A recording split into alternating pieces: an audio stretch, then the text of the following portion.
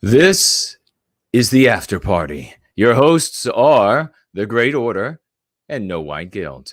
Folks, if you are unaware of my new book, Crucible, Child Patriot, American Victory, it is now available. The link is in the top of the description. This is the true story of my childhood struggle and victory over the abuses of a society obsessed with an anti-white ideology. My rebellion exposes society's suffocating use of guilt, intimidation, isolation, and character assassination to break the wills of those who dare to dissent.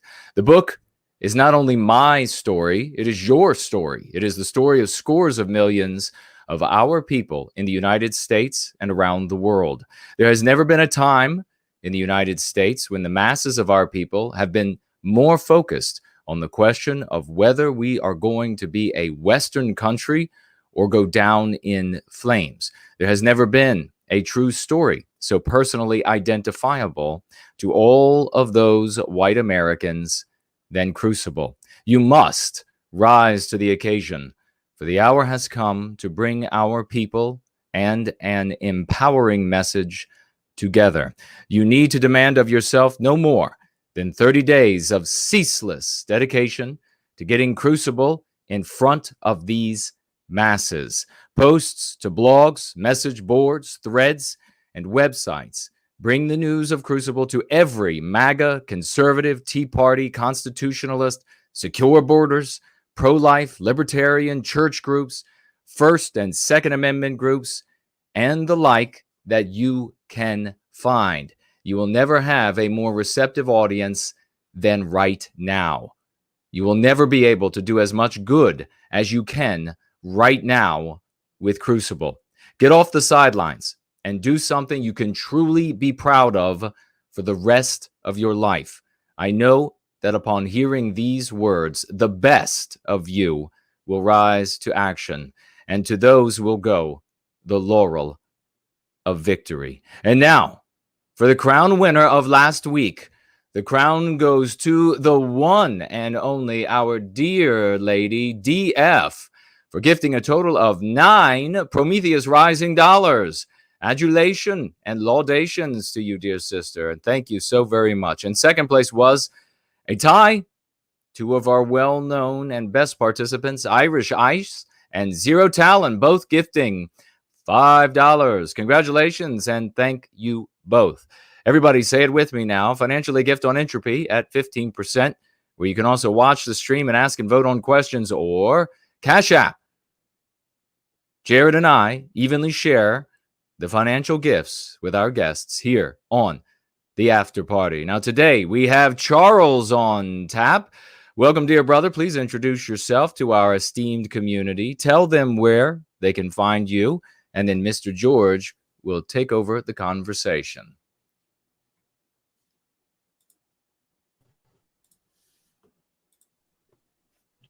Yes, hello. My name's Charles Robertson. I founded an organization called Life Exists After Doxing.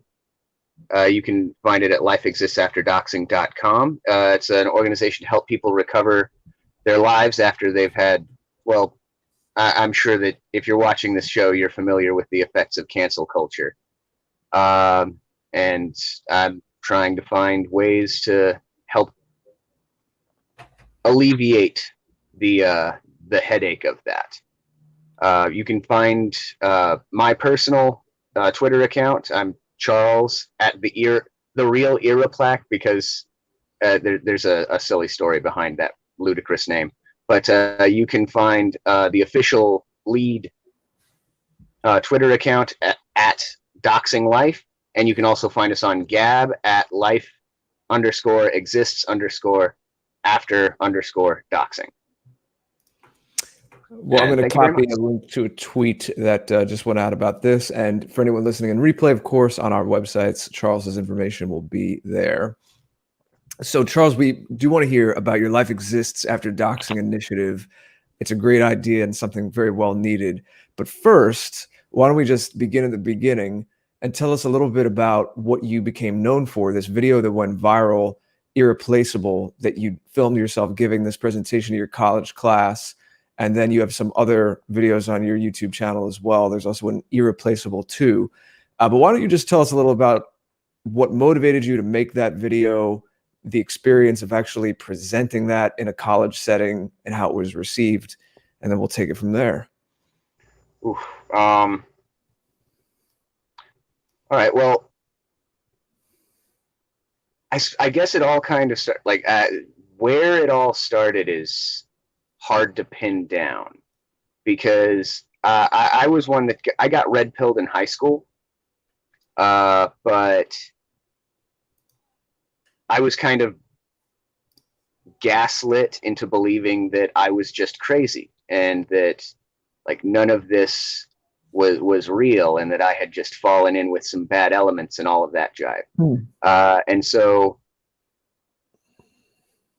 you've seen The Matrix. I kind of tried to pull a cipher where I decided, no, the red pill was a mistake. I just need to go back to blue pill. I just need to go back to, but you can't.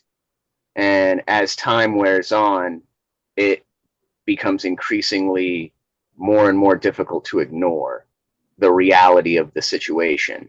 And it all kind of came to a head, I guess, when I was watching Charlottesville happen live, like on Twitter live streams and on YouTube live streams. And then I saw the news media coverage afterwards, and how nearly everything that the news was saying was an absolute lie. And I said, I can't sit on the sidelines anymore. Like I can't just watch this. I have to do something. And I, fished around for organizations to join. I wound up joining IE, Identify Evropa, as it's called now. That didn't pan out.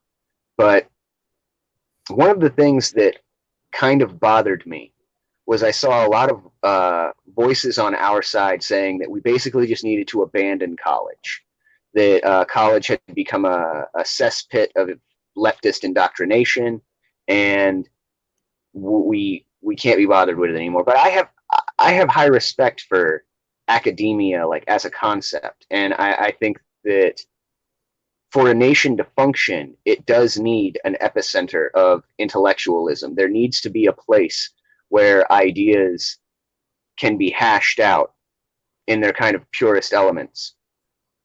And so I thought, no, I'm not going to cede the ground of academia to the left entirely. I'm gonna walk in there and I'm gonna voice my 2 cents. And I've just always loved philosophy. Like, I've always found it interesting. So I said, I'll major in that, because that seems to be the sphere in which I'm most interested, but it's also the sphere in which the left seems to have the most dominance. And so I'll just walk right up to the dragon and see what happens. One of the most entertaining things that I have discovered in doing this is that these people are so bubbled in, like they are so trapped in their little echo chambers. They are not at all prepared to engage with anything we have to say at all. They have no understanding of our actual arguments. They believe that their straw men of our arguments are our legitimate arguments. And that allowed me to outright shame several of them in front of entire classrooms. But my English composition 2 professor, she actually had a head on her shoulders. Like, she actually thought about things and was interested in conversation. We actually spent a couple of weeks on the subject of, this is an English composition class. We're learning how to write things in a way that our ideas can be understood. And we spent like 2 weeks talking about how everyone's very sensitive these days. Like, just writing the wrong thing can cause an outrage mob to destroy your career.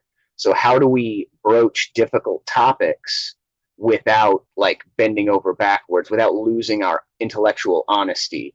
And I was really impressed by that. And the final presentation of the class, was to create an argumentative presentation on any existing policy or law.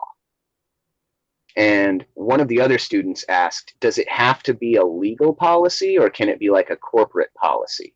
And she said it can be a corporate policy. And I said, can it be a United Nations policy? And she said, yes, it can be a United Nations policy. And I said, am I allowed to record it and post it to the internet? And she said, as long as you don't record any of your fellow students without their permission, yes, you can do that. And so I did. And I was, you know, when I did and I posted it to the internet, I was thinking, this is probably going to have no effect. I'm just now creating a YouTube channel. This is the first thing that I'm posting to it. This probably isn't going to get any traction, but man, wouldn't it be neat if it did? And it did. The guys on 4chan found it and it exploded. And I was like, okay, neat. Hopefully other people will be inspired by this and I'll start a trend of a kind of like right-wing long march through the institutions. And we can just kind of emulate the strategy that they used to kind of push back on them.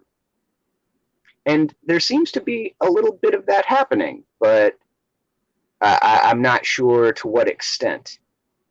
And that was particularly fun. Have you seen it? How have you seen it a little bit? Have you seen other presentations like yours? Or... Well, I've seen other college students, like on Twitter and elsewhere, they're seeming to become a bit more bold now. Also, I don't know if it's necessarily because of what I did or if it's because I just threw fuel on the fire, but the left, which I don't really like that labeling, but anyway, they seem to be a lot more aggressive towards wrongthink amongst college students now. I don't think that's, like I said, I don't think that's necessarily because of what I did, but I think that I might have aggravated that condition. Something what that was the immediate really... response like in the room when you did it? And by the way, for the chat listening live, I'm putting the link to his first video in the chat right now. The immediate reaction from the class was surprisingly sympathetic. Like the class was only about, I think there was like maybe 25-ish people in the class, and about half of them were white. And the professor herself was a Hispanic woman. And I was kind of shocked by how non-confrontational they were towards my presentation. They were actually really interested. They had a lot of questions. There was one young black woman in the class who afterwards, like, she and I had a number of good conversations after classes going on to the end of the semester. It was as if I had gained her respect. And I talked to her about yourself. Pardon? For taking a stand for yourself. Yeah. There were quite a few white students who were particularly interested in hearing more. And in my Irreplaceable 2 video, you can see the final slide of the presentation, and then you can also see the additional slides that I had afterwards, because I knew that I was scheduled to be the last one to speak on that class day. So I just kind of rolled over into after class, and I had a couple more things that I talked about with some students that were willing to stay, including Richard von Coudenhove-Kalergi, which that was fun. Now, the immediate response was some people wrote articles about me. Like Antifa wrote another article about me. They had already doxed me previously, which them doxing me kind of emboldened me, because I thought, well, the cat's out of the bag. Previously. excuse me, Charles, just to clarify, they had already doxed you previously for something unrelated to your college video? Yeah, something unrelated entirely. I worked with a couple of IE guys, and I cleaned up a historic cemetery. And then I went to a march, and they got my picture. And then they started harassing a former employer of mine from a job I had already quit, demanding that I be fired. And that was funny. But then, yeah, Antifa wrote another article about me. And then Inside Higher Ed, a kind of like national college newspaper, reached out to me because they wanted to talk with me. And I knew that they were only interested in writing a smear piece about me. So I just called them fake news and told them no. And then when they did write the smear piece, they said that I refused to comment. And I said, that is false. I did not refuse to comment. My comment was that you are fake news. And they never corrected that article. However, the following semester is... Oh, wait, I'm sorry. I skipped a bit.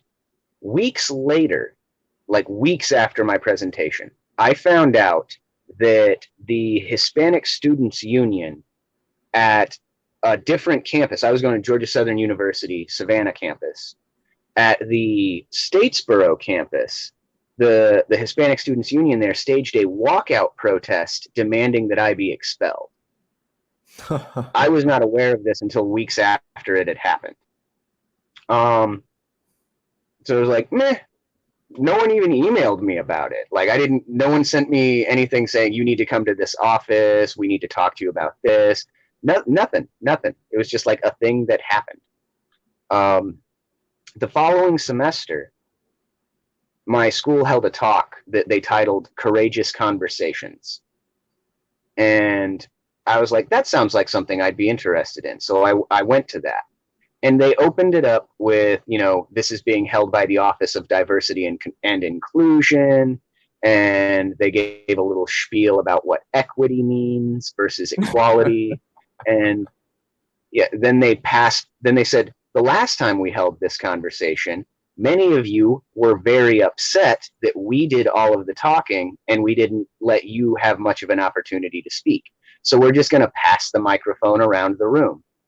And somebody took the mic, and I can't quite recall what it was they were talking about, because the person after them who got the mic stood up and said, last semester, a alt-right conspiracy theorist gave a presentation in his class about white replacement and,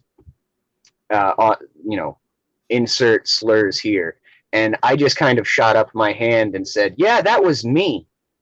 Good for you. The entire room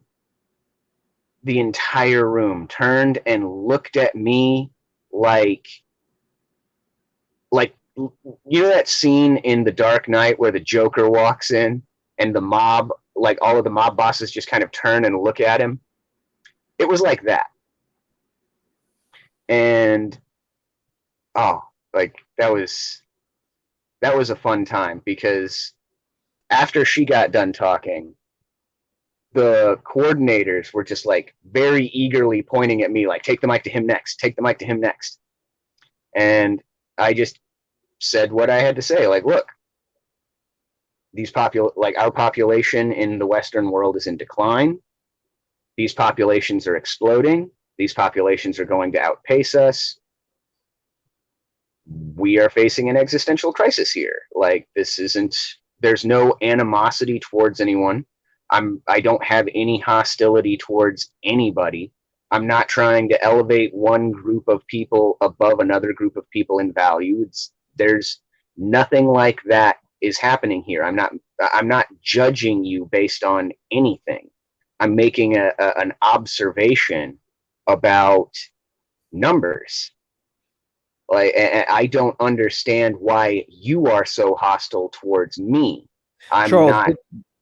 Charles, did the conversation ever go somewhere? Did someone question you in these public forums, though, where you had to delve deeper into the subject of the fact that in large numbers, populations of different enough people will create different enough societies. So did you have to get into that realm of essentialism and pierce that dogma, that false dogma that everyone's the same and we're all just units, apparently, which is very anti-real diversity. I know you've spoken to our friend Eke Lux, who was on tap last week, and I know you and him were saying the word has been sullied, but actual true diversity is anything on planet Earth, trees, any kind of flower, plants have true diversity. We're fine with actual diversity. In fact, we might need to take that word back. But did you have to get into that kind of territory in these public confrontations? I have many times, like in the particular instance of like that courageous conversation meeting that was held at my school. I think I used the analogy of grain. It's like I like bread. I like bread that has a multitude of grains in it. I like multi-grain bread. But if we grow all the different types of grain in one field, then they'll just cross-pollinate one another. And after only a few generations, we will have a single strain of grain that is a cross-pollination of those grains. You can't have multi-grain bread if all of the grain is grown in one spot. You had a bit more visceral example with Eke about all the different soda. It's nice to go to the soda machine. Well, I don't really drink soda, but I get the metaphor. If you mix all the different sodas, it becomes something other than what you might want to drink. Yes, exactly. Like that mix of soda, like when you take all of the soda and you mix it into one vat, that's not diversity. That's a suicide. It's literally what the drink is called when you mix every soda together. It's also awful. Yeah, probably give you some indigestion, it's just right? Really bad. Mm-hmm. Yeah, to say the least. That's not. I take it that's not a suicide you're drinking right now. Oh no, that is water. It's what I typically drink. Likewise. Water and cheers, my friend. Cheers. On a very rare occasion, I'll have a nice glass of scotch, but for me, it's mostly water. Mm-hmm. Yeah, like there are so many analogies that I've used in talking to people, and it's like you've got the soda one, you've got the grain one. You can talk, like if you're talking to a video gamer, you can talk about how there are some games that do particular play, like styles of play really, really well because they're specialized towards that particular element. But when you have video games that try to do everything, then each one of those elements is not as good as it could have been if that were the main focus of the game. You've got to be able to tailor your delivery to who it is you're actually talking to. Because a lot of people, as I'm sure you're aware, are just kind of like programmed to shut down if they hear certain words. Right. And like when you start presenting a certain idea to them, you can like literally just watch their eyes glaze over and they're just like, oh, yeah. And they're not listening anymore. Yeah. That's why in my presentation, I talk a lot about Japan. Like I use Japan as a kind of stand-in example, because if you go to the United Nations like website and you look at replacement migration as a policy, Japan and Korea are explicitly mentioned, like they're targeted by this policy. So it was appropriate to use them as an example. And also it allows you to sidestep everything that they're going to say about like supremacy or whatever. Because we're talking about Japan, sushi rolls and, Shinto and anime. Like they're not going to fight you on those things. But the moment that you then slide it over, say, see, this is how it is for the Japanese, and this applies to England too. When you do that, their programming wants to resist that. But that contradicts the other programming that all people are equal. And that creates a cognitive dissonance amongst their various programs, and they can't fight you. They become a deer in headlights. I pulled that trick on my anthropology professor. Did you make him a convert? Her, and no, I wouldn't say I made her a convert. I did send her, like, in preparation for my presentation, I had a meeting with her because I thought it would be useful to get someone who has a doctorate in anthropology. I thought their 2 cents on replacement migration might be worth having. I wasn't able to use what I got from her in my presentation or in my essay because I just, character limits, man, like, they're the worst. But my anthropology professor looked me in the face. She said she had never heard of replacement migration as a policy and that she would look into it. And then we had scheduled a time to meet during her office hours, right? I go to meet with her and she said, so the first thing I did was I looked it up and it said that this was a conspiracy theory. But then I followed the link that you gave me to the UN's actual website and I read this policy. And she looked me dead in the face and said, and I'm quoting her to the best of my ability here, "This seems like it was designed to cause as many problems as conceivably possible." And I was like, oh, that's interesting. Someone in that position doesn't even know about these things. Correct. Like, this is an anthropology professor teaching at a university who has never heard of replacement migration, has no idea that this is a United Nations policy. And I'm shocked by how many people I meet who are just completely devoid of all of this information. Yes. And not only this information, like, since I started LEAD and I've been, like, reaching out and trying to talk with business owners and to get a kind of business network together to catch people when they get kicked out of the mainstream economy. I met a man who runs a business. He employs like 20-something people. He did not even know that nationwide riots were happening. He's just like, oh, the news is fake, so I don't watch it. The end. Like, the end. He had heard about BLM from other people, but he was unaware that nationwide riots were happening, and he was resistant to believe me when I told him. I had to pull out my phone and find, like, video clip on Twitter and be like, look, here's a group of people ripping this dude out of his car for no reason. I'm not making this up. This is really happening. And he was just like, wow. And that was the extent of his reaction to it. Yeah, I was perplexed. Charles, was there any reaction outside of your immediate college life from the first video going viral? It went well over 100,000 views, your Irreplaceable video. Was there any fallout from that?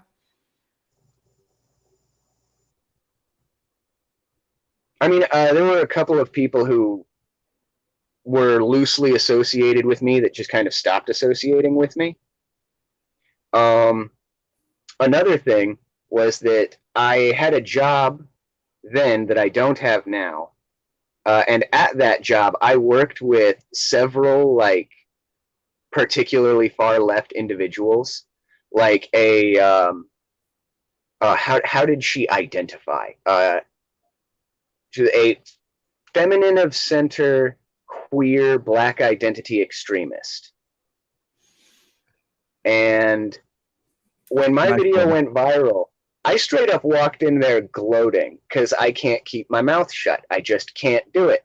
I'm constantly talking with anyone who will listen about anything they're willing to listen. Like, anything they're willing to talk about. Like, if you want to talk about it, I'll talk about it with you. I am a chatterbox, as I'm sure you figured out by now. And she and I actually, over the course of several months, wound up becoming really good friends because, like, our ideas for how we could find, like, a long-term solution to the problems that both of our peoples, like, respectively are facing, like we both came to the same conclusions in a lot of ways. Can you speak to that for a moment? Oh, well, yeah, it's like, so I understand what, okay, so we know that much of BLM's narrative is just outright false. Okay, like the police brutality and all that stuff. Like if you look at the statistics, it's just not there. You know, it's not that police brutality doesn't exist, but it's not like it's disproportionately affecting any of these groups. That's not really how it's working. But I don't think that that's actually what many of these people are upset about. And when I've spoke with people on that side of the aisle, I've never gotten much resistance. I've had a couple of people push back on this, but the vast majority of people, particularly Black Americans that I've spoken with on this subject, the thing that they're most upset about truly, like down to its core, is that this is a distinct people. Like, I think it's belittling to refer to American Black people as a community. They say that all the time, the Black community. 40 million people is not a community. That is a nation of people, a nation with a distinct ethnic, linguistic, and aesthetic heritage. Like, they are a nation of people. And I think what they're really upset about, but kind of struggling to express, is the fact that their future is entirely decided by people who are not them. Like, this is a nation of people that has no means or ability to govern itself. And that's kind of the real issue. And even if, you know, the majority of Americans have nothing but their best interests in mind, they don't really have much of a say in a democratic process because they're only 14% of the vote. They never truly have the deciding factor, like the deciding say in what their future as a people is. And some type of sovereign independence, I think, is really the only long-term solution to that problem. And many of the people, and maybe, you know, this is biased by the fact that I was limited to Savannah, so maybe I'm kind of in like a regional echo chamber there. I might be totally off base with this, but out of all of the people I talked to, and man, I was an Uber driver, I was a contractor, I've been a waiter, I've worked in hotels, I've worked all over the place. I've met all kinds of people from all different walks of life. And I can't shut up and talk to anyone who will listen. And to the vast majority of people, they seem to be on board with that. They're like, you know, one of my Uber clients once referred to me as the mostest, wokest white boy she had ever met. Not even joking. You know, Charles, I think we need to maybe have you on again and speak. There's more that we need to get to today, but I'm very interested. You seem to have a talent for getting into these tricky conversations, but everything that you're telling us so far is that you were actually able to find a way to talk to people, but without watering down or backing down where you're coming from at all.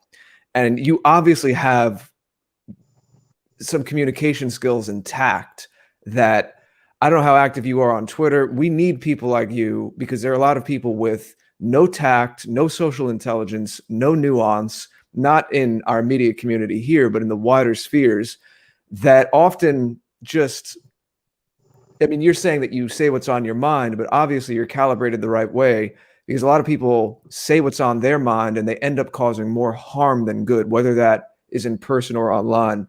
So I'm just, as a side comment, I have a lot of respect for the fact that you're obviously an effective communicator.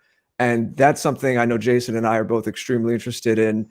And that can be very useful for the people here in our community and for the wider sphere to learn a little bit about how you go about this. But again, we do have a lot to get to today, so maybe we'll save that for another time. But I had to mention that, and kudos to you for what you're doing with all of these conversations. Thank you very much. Yeah. Yeah, like I can talk forever. So like feel free to just be like, hold up. Like we've got other things. Well, why don't Uh we, don't, unless there was something you were really getting to there, and if so, please let us know what you were thinking. Don't leave something hanging. But we do want to first get to your lead initiative, Life Exists After Doxing, and what that's about. We want people to hear about that.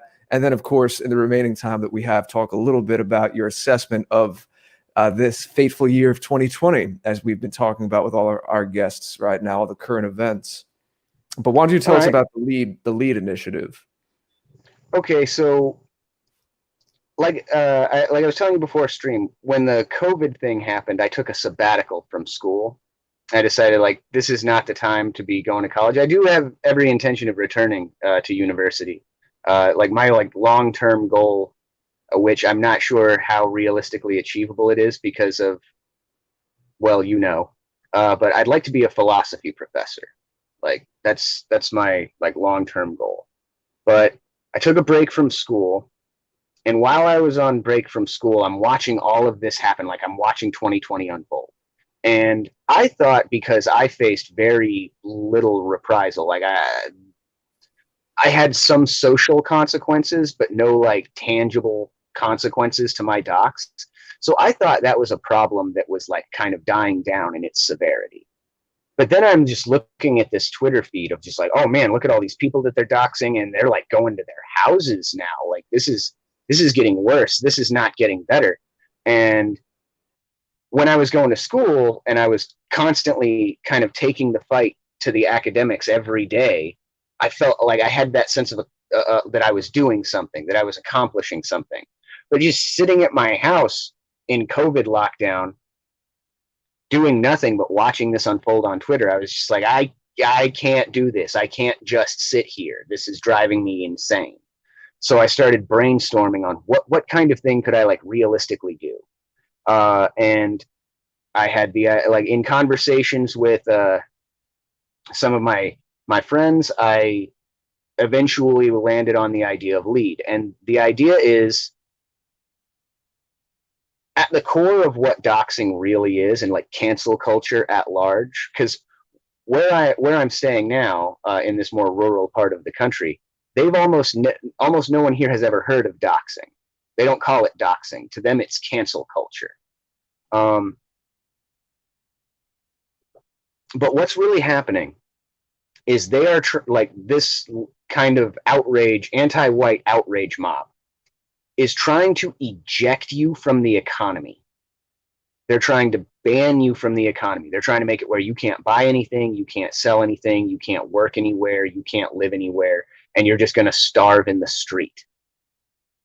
And so I thought, well, I'd seen a bunch of people talking about like parallel economics and how like we need a kind of alternate infrastructure.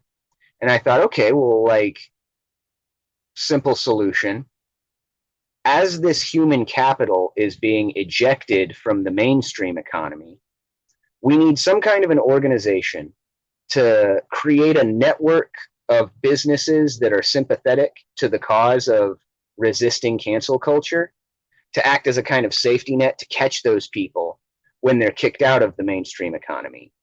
And more than just that, we need to kind of have a system in place for vetting these people so that when someone who gets ejected from the mainstream economy that is a potential like source of human capital, like they're a real resource, they can manage a business, they can run a business, we need to have a system in place to help them achieve self-employment. Because like if you're self-employed, you are now fear-free of cancel culture. You don't have to worry about them anymore because there is no boss that can fire you in an act of bending the knee to them. And also, if you're self-employed, if we can get your business growing, then eventually you'll your customer base. So that's something that you have to look at as well. Yeah, there is that, but going after a customer base is a lot harder.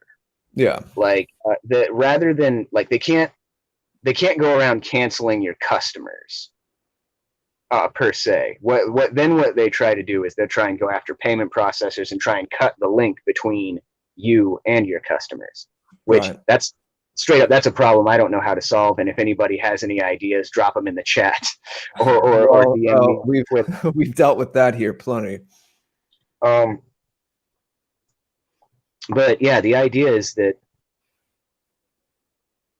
take a network of existing businesses and then try and fill the gaps in that network with people as they're ejected from the mainstream economy.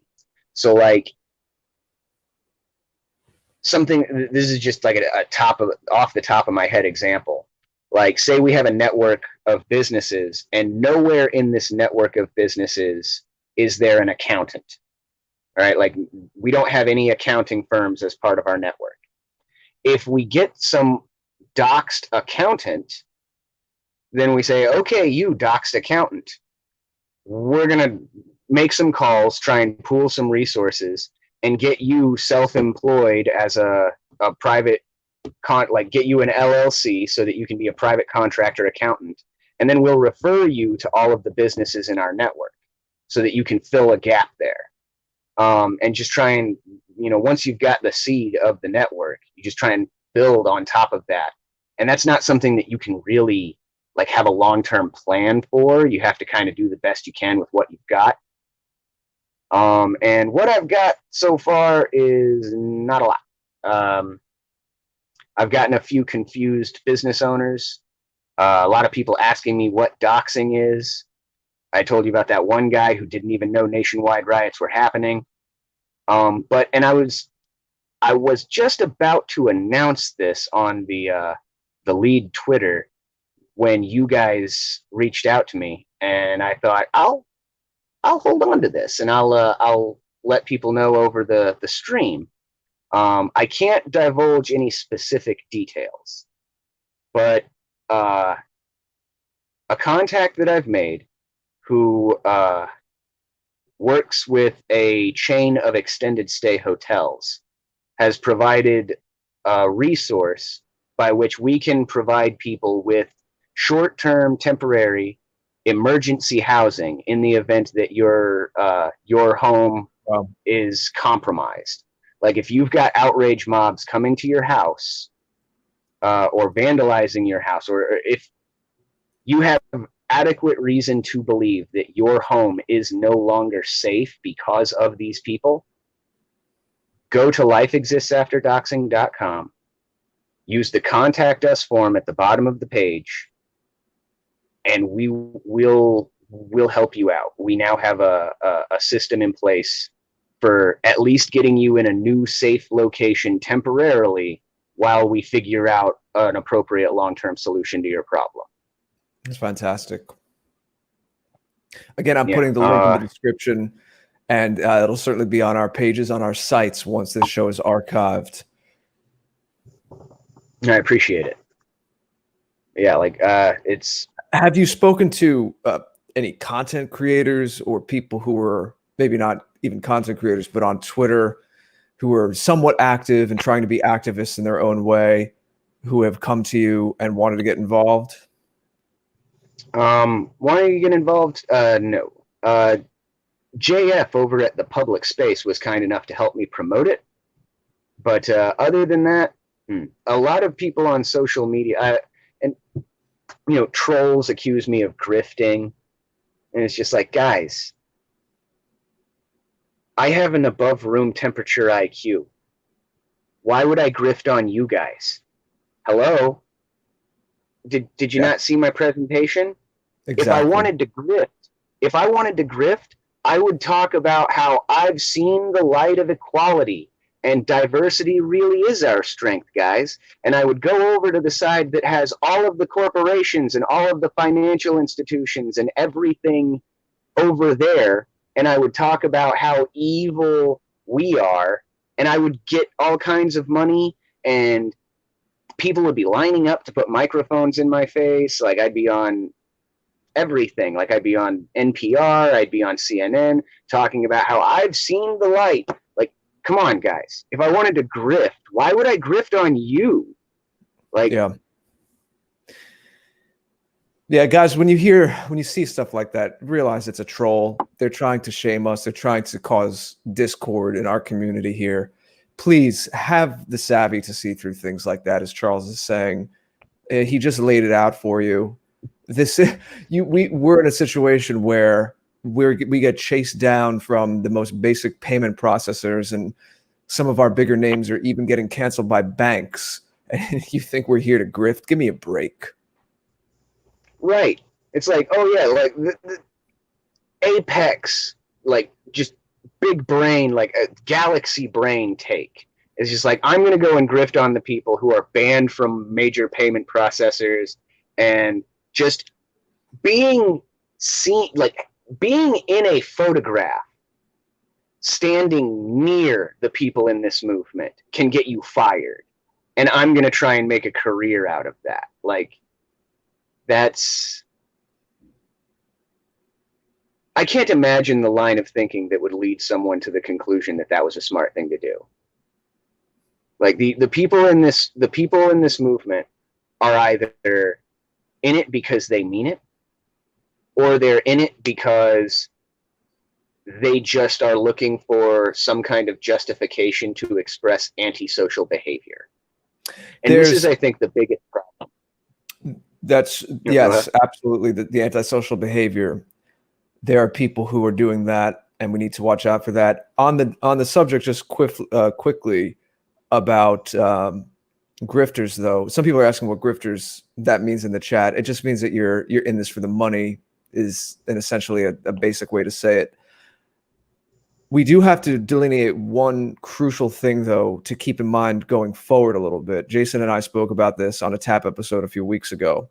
And that is the fact that with certain things shifting right now in the public narrative, and as you were talking about with some of your college classmates, as these concepts get out to more people, and we've had some astounding, biggest in our lifetime victories and high watermarks that we'll talk about in a moment recently, with very powerful verbiage that undermines the meme pathogens, the mind cages that have gotten around the minds and hearts of our people, the words, the terms that empower people to inoculate that and how they've been infected have been retweeted and used by Donald Trump.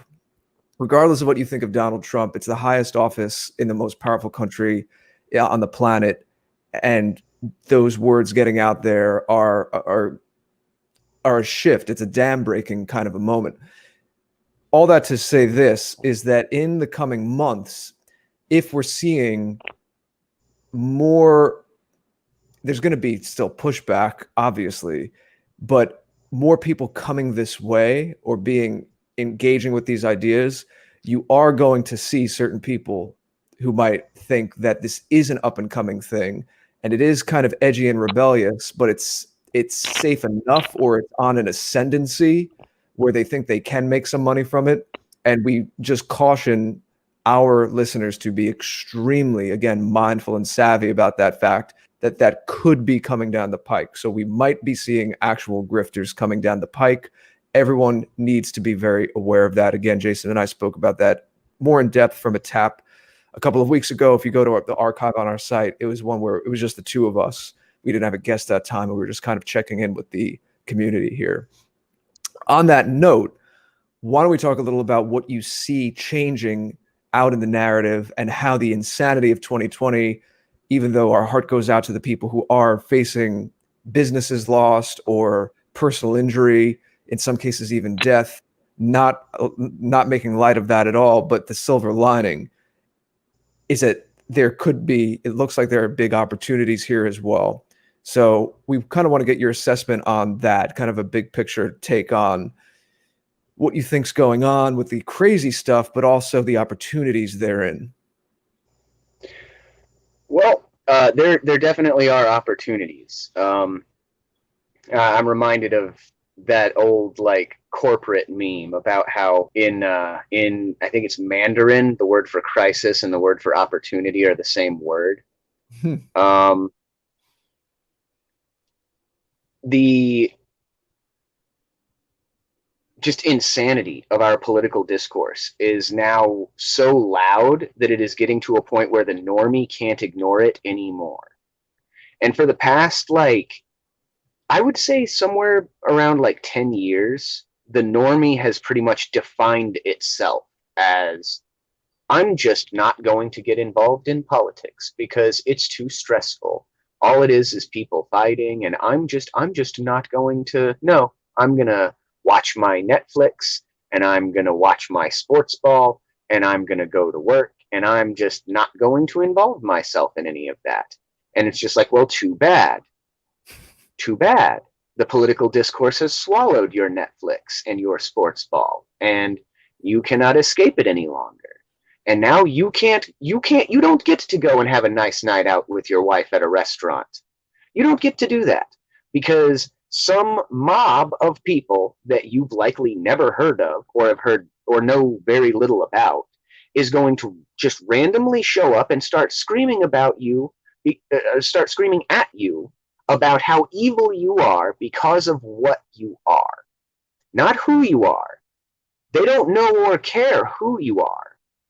They look and they see what you are and what you are as a white person, and they hate that, and they're going to come and scream at you for it. And you don't get to ignore that anymore. And that there is an opportunity there to wake people up. I had a conversation with someone a couple of weeks ago where they were talking about how it's like, I never really thought of myself as a white person. I always just thought of myself as an American. And I said to them, oh, well, I'm sure if you just calmly and politely explain that to the mob of people as they're ripping you out of your car, they won't stomp your head into the pavement. Certainly. Like that's a strategy that will definitely work. Because the screaming lunatics spray painting "Kill Whitey" on toppled statues, they are very interested to hear about how you identify as an American. They will very patiently listen as you articulate that galaxy brain take of yours. And when you just lay it out to them like that, in this new political climate that we're in, where they just straight up cannot ignore the fact that, my little sarcastic rant there is 100% spot on with what reality is right now. They don't get to use those sly little word tricks of, oh, I'm not a white person, I'm an American. Yeah, sure. It's not a shovel, it's a giant spoon. How do you suss out this with the fact that you have had, as you were expressing earlier today, very successful conversations with people who, if you look on the surface, are like you explained, this woman who identified herself as whatever gender queer, feminist, black woman, trans, and actually have developed rapport with such people because you're able to kind of break through the ice of what is going on in the narrative. That's not to say real things aren't happening, but how do you square your experiences? Because again, for anyone who's tuning in now, Charles had some pretty extraordinary stories about how he's obviously a great communicator and was able to find common ground and rapport with people who are coming from very different angles than we are, or simply just have a different heritage and they rightly care for their people. How do you square that with the person who says that the statues and the Kill Whitey and all of that is, as it often is, a small sliver of people who have been agitated and aggravated and often corralled into this and often paid behind the scenes to do these things, and that's what we're force-fed on media. But a lot of people, like the people you've spoken to, as you expressed, are actually not like that. That there are still real differences, no one's denying that, but that this war between all these different peoples in our American empire, because that's really what it is these flames are being fanned by nefarious powers that be. How do you square that with the fact that there's still, there's still some real nasty things going on. But where do you obviously have a nuanced take on things, so I'm curious as to how you kind of suss all that out. Like the person who says, I consider myself an American, and you lay out the whole thing, well, that's not going to work when they're trying to smash your head into the ground and pull you out of your car. And then that person says, yeah, Charles, but what did you just say half an hour ago? You said that all these people, even these radical leftists that you talk to, you actually were able to find common ground with. They're probably just showing you this 2% of people. Media is showing you, like they always do, this shell game, this magic trick. Don't look at this hand, look at that hand. And they're making it seem like every last non-white in the country wants your blood. And it's actually not the case. So if someone gave you a more intelligent response like that, how do you reason all of that? Oh, well, quite simply, like, let's start with the narrative, okay? The thing about a narrative is a story, all right? And stories are not created to tell you what happened, all right? Like, you lay out facts, and from facts you can derive what happened. A narrative is there to express a feeling, all right? And though, like, this narrative is obviously false, it's expressing a feeling that is rooted in something real. And when you understand that, that's that kind of starting ground that you can build a rapport with these people. Okay? Moving into, like, oh, well, this, like, these anti-white mobs and whatnot, this is just a tiny sliver. Like, let's say that you cited, like, using 2%. Right? Let's assume that number is true, and that there's only this 2% that is violent and egregious and all this other stuff. And the other 98%, they're just decent people that are willing to have a conversation. Well, those 98% of people are entirely irrelevant to everything when that 2% of people is within arm's reach of you. In that moment, when you are confronted with that tiny sliver of aggressive people, the moderate, peaceful majority does not mean anything. Oh, sure. That in the moment when you're protecting your safety, absolutely. But again, if a person's saying to you, let's try to have a more sober analysis of what's going on and make sure that we're not all being ramped up against each other. It's a nuanced thing, because no one's saying to abandon your heritage and go back to the fact that we're all the same and it doesn't matter, but to also at the same time have an eye on the fact that there are power. I'm not speaking hypothetically at the moment. I do believe there are powers that be that want us at each other's throats more so than we normally even would be. And there is a degree of manipulation in this, and I think to have an honest conversation with a person who is genuinely curious and genuinely has the intelligence to understand that, it weakens your argument if you're not able to address that.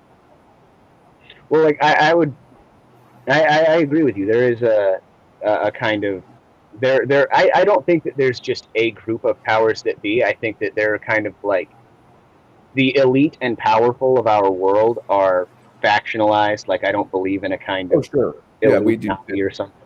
We don't believe it's a monolithic thing, sure. Yeah. But just for argument's sake, I was saying powers that be.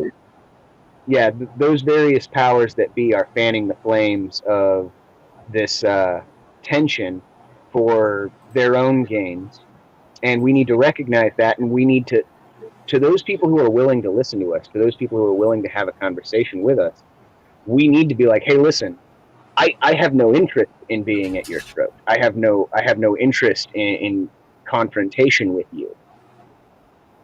I want to have a conversation, but we need to recognize the reality of the situation, that there are many people who have been demoralized to the point that they can no longer recognize reality. And they have this hostility, like the powers that be over them have basically won. Like, you're not going to save those people. You're not going to have a reasonable conversation with those people. Even if I were to go to my friend, and I've actually had this conversation with her and say, hey, you and I have had a reasonable conversation. Maybe you could go and have a reasonable conversation with some of your people so that they can understand that I actually have nothing against them. And she looked me in the face and said, no, if I tell them that I'm talking to you, they will stop talking to me and they will become hostile towards me. And so there is a kind, like, as it would be wonderful if we could all, like, just have a really good conversation, hash out all of these, like, issues, and figure out a way that we can divide up this house so that we can all live in it peacefully. But I think it might be too late for that. I think that there are so many people that are so far gone, and we can't just ignore, like, we can't meme them into irrelevancy. Like, we can't just ignore them. We can't act like they're illegitimate. We can't do stuff like that, because they exist, and they're going to continue to exist, and they're going to continue to spread their poisonous ideas. And unfortunately, most people aren't smart people. That's right. Like, most people are mid-witted people. Mhm. And a lot of people are outright unintelligent. And it's unfortunate, but that's just the reality of the situation. And, like, what's the solution to that? I don't know. But we're at a point now with everything that's happened in 2020. I don't see a way that we can talk our way out of this problem.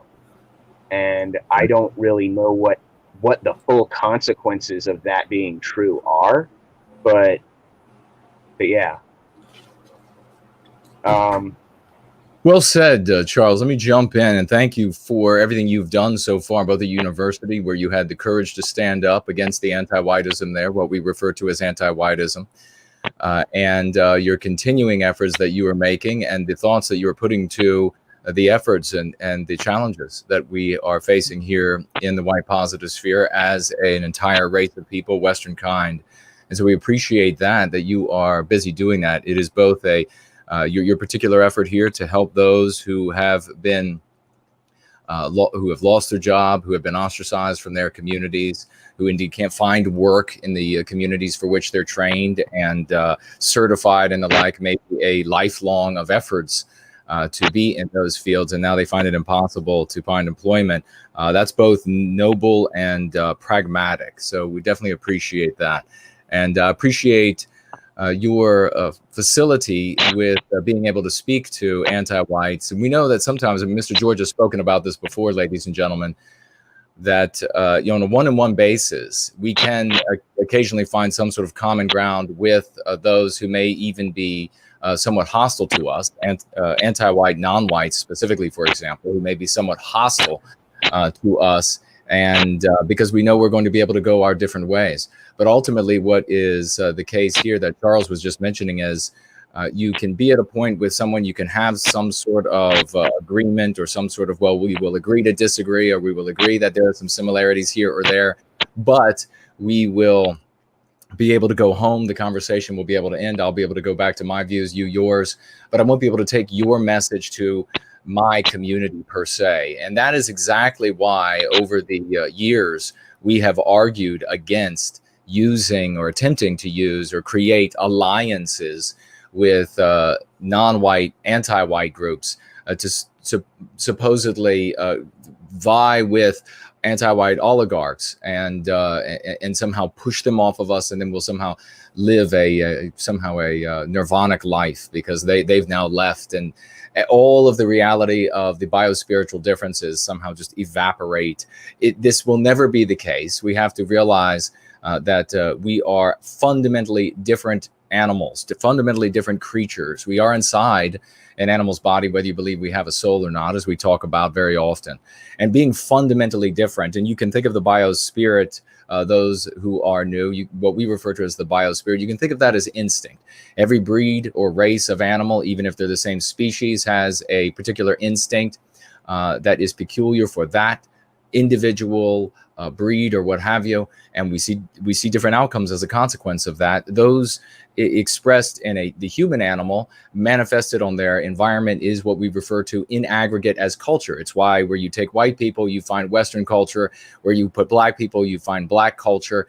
When you have in all of Earth's history mingled biospirits in the same environment, you end up in cultural arms race.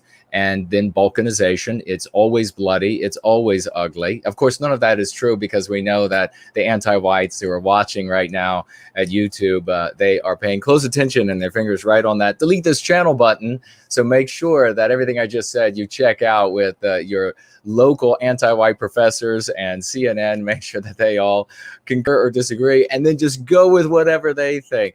But it's been, folks, what do you think? Should we go ahead and press the nitrous button for Charles here and give him a free copy of Go Free, so that we can instantly bring him up to the speed of the community here? I think that's what I'm going to do. Actually, right now, while we are live, I'm going to send Charles a free on me, a Kindle version of Go Free. And actually, there it goes. I just put it. So later, brother, you'll be able to have that and take a look at that. We'll get you up to the speed of a lot of ground has been covered.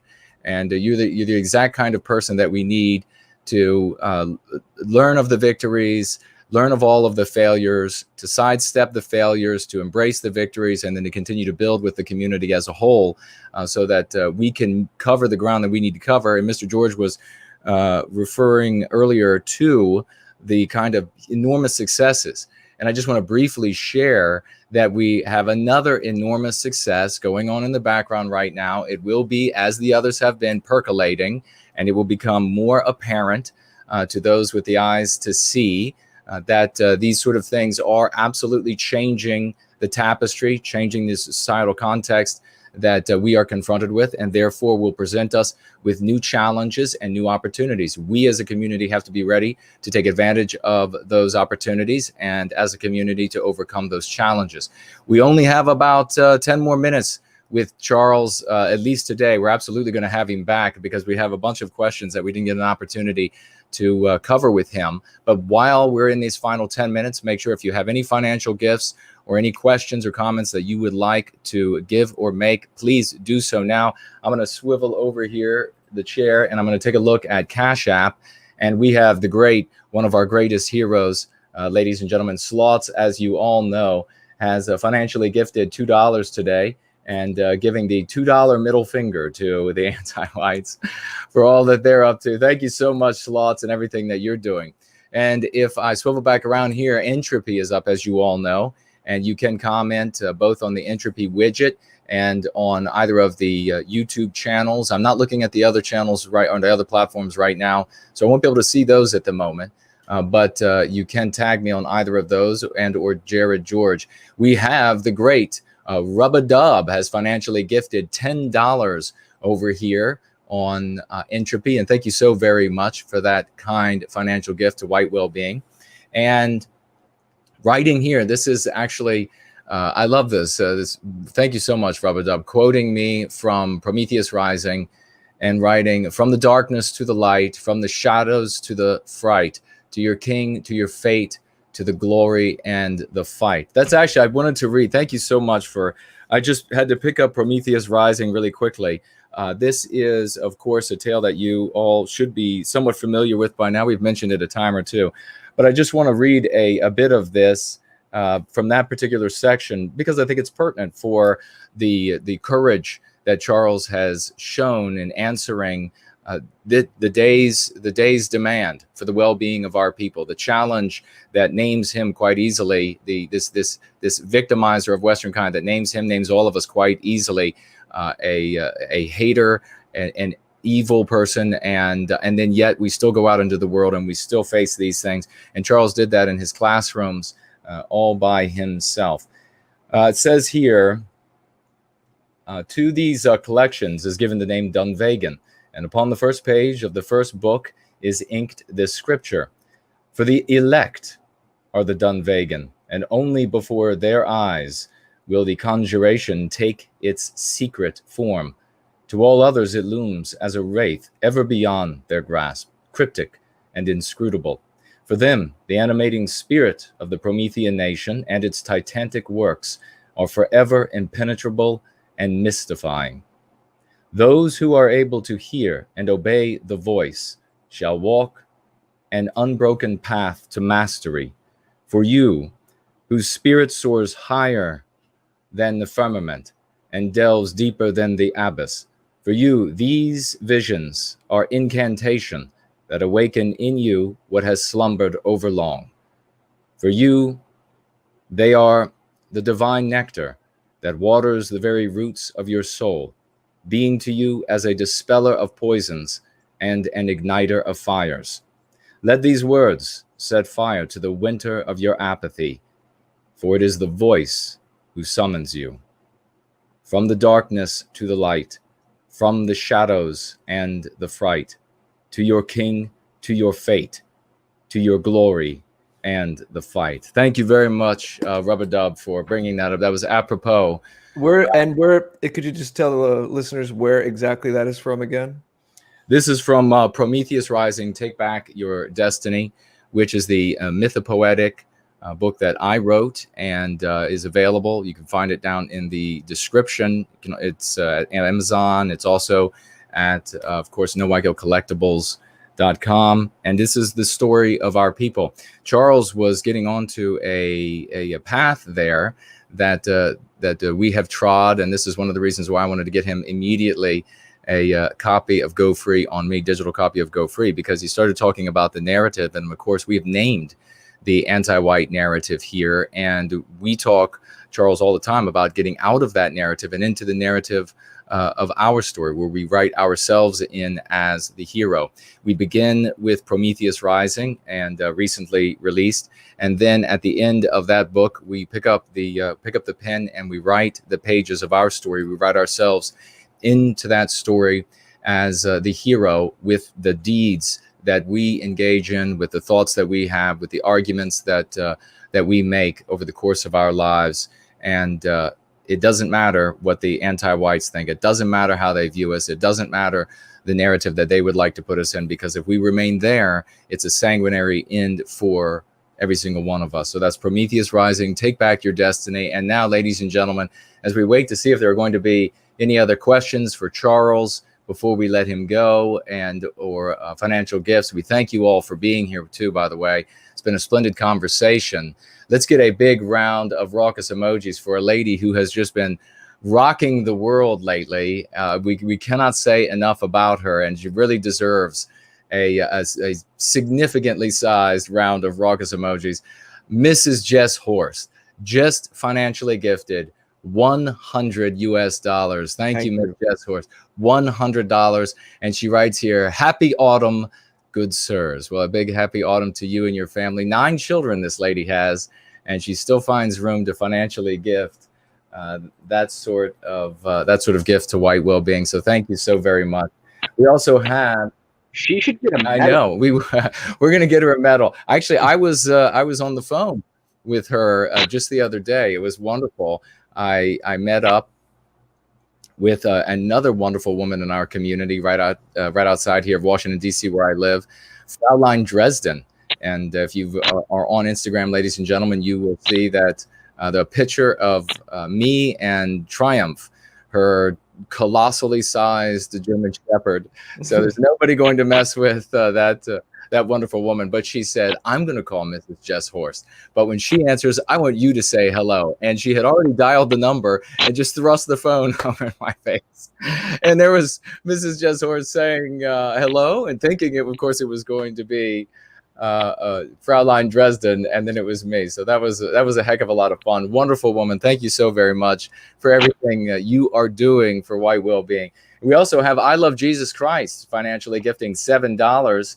and saying everything that she wanted to say with that kind financial gift. And thank you so very much as well, dear lady. Clearly, everybody is enjoying the tap episode today, Mr. George. We have so many people chiming in with dollars. I was curious before we let Charles go, and to see if there is going to be any more questions or comments. Since you engage, brother, so many people doing is in your rounds, your job, etc. How do you go about getting out the message in a covert way? How do you go about? Do you have a method by which you sort of lead folks in the right? And here I'm talking about our brothers and sisters, what we refer to as vagues, who haven't yet come over to White Wellbeing, but who are, perhaps they're out there. Maybe they will, maybe they won't. Maybe they're reasonable, maybe they're not. Or do you have any tools or approaches that in the closing minutes here that you would like to share with the community so that they can implement those same tools in their life? Okay, I've got a few. Firstly, and it's hard to kind of describe this one, but you just kind of have to like pick up cues from what's going on around you and try to build that towards some kind of an observation. All right. I mean, it's like, things happen. You start with the weather, and you you can take weather and you can shift that into a conversation by making a kind of like offhand joke about climate change. And then you can use your offhand joke about climate change to segue over into an offhand joke about Democrats. And then once you've touched Democrats, you can go in any direction you want. All right. Like the ball's in your court now. Another one is if you find yourself talking to somebody who seems willing to listen, try to end the conversation. Because like, if you've ever read or seen Fight Club, there are these people that are single-serving friends, okay? Every single one of those single-serving friendships, you should try to end with a question. And with me, it's almost always a, have you ever heard of this person? Have you ever heard of Noel Ignatieff? Have you ever heard of Richard von Coudenhove-Kalergi? Have you ever heard of Dr. William Pierce? Have you ever heard of Yuri Alexandrovich Bezmenov? And when you finish that little single-serving friendship with that kind of an intriguing, have you heard of this person? You should look into them. If this person is just a drone, they're not going to look into anything you asked them about, and they're just going to go about their life as normal. But if they are a curious, mentally engaged human being, you will send them down the rabbit hole. Because like, you can't just shove red pills down people's throats. They have to take it. All right. And in order to wait, I think we just lost sound. Charles, we lost your sound there. Let me see. Maybe if you mute yourself and then unmute and see if we get I'm picturing back. Charles, Jason, as kind of a Johnny Appleseed, just planting these seeds wherever he goes and these conversations he has. Yeah, I agree. We still don't have any sound from you now. You muted again. Okay, sounds like we might have you back. Go ahead. Do you have me back? Yes. Can you hear me? You're okay. Good. But yeah, like you can only show, like I was stacking Matrix references basically and saying you can only show them the door. They have to walk through it. Another thing, and this is something that I did in my presentation, plant landmines whenever you have the opportunity to monologue or present large quantities of information. Plant landmines. And what I mean by that is be strategically incorrect about 2 or 3 things. And there are 2 things that you're trying to accomplish by being strategically incorrect. The first thing that you're trying to do is, and the reason that you're doing this is for the people that are trying to prove you wrong. Okay, there's 2 kinds of people that are doing that. There's the people who are critical thinkers, and there's the people who are critical of you. and are just trying to show that you're the wrong dumb person. Okay? When I say you need to be strategically wrong, you want them to, as they're fact checking you, come across one of the facts that you cited, and they're going to discover that you were incorrect about that thing.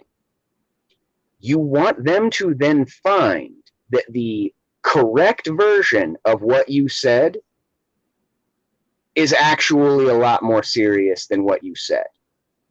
You're actually more correct than you are presenting yourself to be. So you undershoot it. Correct. That way, the critical thinker is going to say, whoa, this dude doesn't even know how right he is. And he's going to start looking for more things that you didn't tell him. And the person who's just trying to prove you wrong, they're going to become demoralized. And they're not going to be as eager to try and cut you down, because they're finding that, wow, he was wrong about that, but if I correct him, if I point out that he was wrong about that, then I'm actually strengthening his case. So I just can't do anything. He's got me in checkmate. So those are my tips. Unless you actually change them, but very very astute. I appreciate that. Yes, very, very well said. Charles, why don't you go ahead and give us your links where folks can find you and what you'll be working on next? Well, right now I'm just kind of consumed with life exists after doxing and my normie job. But like what I'm really trying to accomplish right now is getting a network of businesses together and a network of supporters together, so that we can kind of start building some semblance of an infrastructure, because I've got a feeling that things are going to get a lot worse and not at all better after this election. I hope that I'm wrong about that, but that's what I think is going to happen, and I think that we're going to start seeing massive splits. And so once I get that network put together and I've got that kind of infrastructure there, I'm going to find somebody who knows how to run a business network better than me, put them in charge, and then I'm going to go back to school. So yeah, go to lifeexistsafterdoxing.com. If you want to support us, there's links there for how to donate. If you need our help or want to help, there's a contact us form. And if you just got ideas for how, other ways that we could try to achieve our goal, send me those. I'm a pretty smart guy, but I don't know everything, and I can't explore every possible outcome. And I'm sure that every single one of you has at least one thought that I have not considered. So please, if you've got something to share, share it. You can also reach me on Twitter at the real Irreplac, which is the real Irreplaceable Charles Robertson, cut down to just the real Irreplac, because Twitter wouldn't let me have a name that long. I like long names. What can I say? There's also the at Doxing Life on Twitter and at Life Exists After Doxing on Gab, with underscores in between each word. I made a Facebook thing, but I haven't really done anything with it, because if my hatred for Facebook were a fire, it would incinerate reality. It's very poetic. I cannot overemphasize my loathing for that platform. But yeah, thank you very much for having me on. I'm excited to be here. I've been a frequent viewer of clips of your show, but I don't really have a lot of time to listen to podcasts and stuff. And when I do find myself listening to content, I often find myself listening to what our adversaries are saying. I don't spend a lot of time listening to people that I agree with, because that just, I don't find much utility in it. I'm constantly trying to analyze the other side's arguments so that I can learn how to better combat them. Again, that- very I very found astute and something we can talk about maybe next time you're on. Yes, absolutely. And we definitely look forward to Charles destroying professors with the lexicon and dialectics that he'll learn and go free. So, Mr. George, where can people find you and what are you working on? Well, first of all, it was our pleasure, Charles, to have you. And speaking of your links and where people can find you, get involved in your initiative, anyone listening in replay on our sites will have all Charles's links, of course, his social media, his Life Exists After Doxing site, etc. So on that note, the afterparty.tv is the shared media site that Jason and I have together. And for the community here, a lot of community generated material as well. Please bookmark that page, get on the mailing list. We have a lot more control over it. It's a lot more stable than any of our social media platforms. Though we do need you to follow us there as well, share. While we're there, we need to make the most of it. My own site is thegreatorder.com. It's a catalog for all that I do, ways to contact and support and see what I'm up to. I have my show, another live stream I do with John Bruce Leonard, the editor-in-chief of Arctos, called Learning in Public. We've been doing it for about a month, and that is a bit more of a off-the-cuff, kind of just exploring things, chewing on things in real time, and different kind of a live stream, but please check that out if it sounds interesting. And I've been working, Jason, I know I've mentioned this sometimes, but I took some time to experiment a lot in the summer, and I thought initially this was going to happen more a couple months ago in the summer, but we are getting closer to the first song that I'm going to be releasing, because I am a musician, and so a lot of cultural contribution will be through that angle. So more on that soon. But just, I guess, to plant a seed, my plan is to kind of release songs one at a time, not do an album, but kind of the way Survive the Jive puts out one quality video about once a month, like a longer form mini documentary, really works on it, make sure it's all tweaked. I want to regularly release songs. I think that makes more sense in the day and age we live in, rather than just release an album. And then, you can respond to things more quickly, and it's a little more in the moment.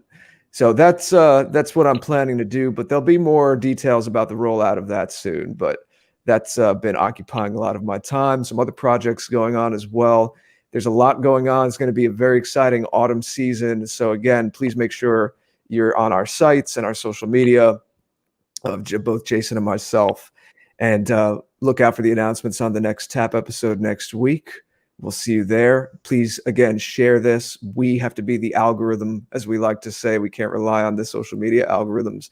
And 7 o'clock is, Jason might say this, I don't want to steal your thunder, but 7 o'clock is Chuck Martell Garage Party on Jason's channel, No White Guilt. And then later tonight, I found out that our friends at Hearth and Helm, Sarah Dye was a wonderful TAP guest back in June. They're doing their first ever D-Live stream tonight at 9 Eastern, D-Live exclusive. I'm going to put the link in the chat for the live viewers right now as Jason wraps up. But thank you again, and we'll talk to you soon. Yes, a big thank you, Jared, and a big thank you to Charles for coming on, and all that you're doing, brother, all that you're working toward, and we look forward to great things in your service to White Wellbeing in the future. So we appreciate that. I want to thank everybody who has showed up today, as usual, everybody watching live, and those who will be watching in the replay. And I don't think we had any mods. I think Jared and I were the only ones modding tonight. So I thank Jared and myself for moderating a beautiful chat, as is always the case. Thank you all for being here. Everybody who financially gifted, a big and warm hug and thank you for that. And a big thank you to everyone who participated in the live chats on all of the platforms that we were on here today. I'm surrounded by monitors and plenty of radiation. So I thank you. I see your words and your lovely comments popping up. Let me spotlight a few people as we exit today. I saw Europa Ascends was with us today. So a spotlight to you. So was both Jesse Link and Jesse No Offense. Great to see the both of you. Thank you both for being with us here today. Fix It Fox was also here. Great to see you. And so was Snow Phoenix. And that's a great name. Great to see you. But had a splendid time with all of you all. As always, we'll have Charles back, and we know he's going to have many more great things to share with us, many more great accomplishments in service to white well-being in the future. And we look forward to seeing you all again.